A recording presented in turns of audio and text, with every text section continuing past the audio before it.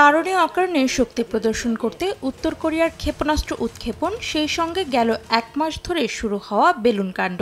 এরই মধ্যে আবার আগুনে ঘি ঢেলেছে কোরীয় সীমান্তে সিউলের লাউডস্পিকারে পিয়ংইয়ং বিরোধী সম্প্রচার। এতে দুই দেশের মধ্যে উত্তেজনা বেড়েছে বহুগুণ। উত্তর কোরিয়ার হুঁশিয়ারি, লাউডস্পিকারে সম্প্রচার বন্ধ না করলে আবর্জনা ভর্তি বেলুন পাঠানো বন্ধ করবে না দেশটি। অন্যদিকে বর্জ্য ভর্তি বেলুন পাঠানো বন্ধ না হলে সম্প্রচার বন্ধ হবে না বলেও সতর্ক করেছে দক্ষিণ কোরিয়া। এসবের মধ্যেই রোববার উত্তর কোরিয়ার সৈন্যরা স্বল্প পরিসরে স্থল সীমান্ত অতিক্রম করায় সতর্কতামূলক গুলি ছুড়েছে দক্ষিণ কোরিয়ার সীমান্ত বাহিনী। মঙ্গলবার সিউলের জয়েন্ট চিফস অফ স্টাফ জানিয়েছেন, পিয়ংইয়ংয়ের কিছু সেনা সীমান্তের উত্তর দিকে ছিল।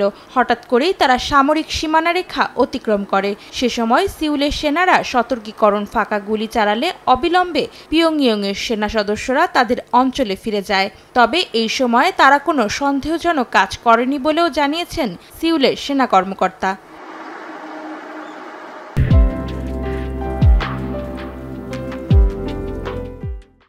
জয়েন্ট চিফস অফ স্টাফের মুখপাত্র বলেন, তারা ধারণা করছেন উত্তর কোরিয়ার সেনারা ইচ্ছাকৃতভাবে সীমান্ত অতিক্রম করেনি, কারণ এটি ছিল জঙ্গল। সেখানে সীমান্ত চিহ্ন স্পষ্টভাবে দৃশ্যমান ছিল না। অন্তরা সেন, সময় সংবাদ।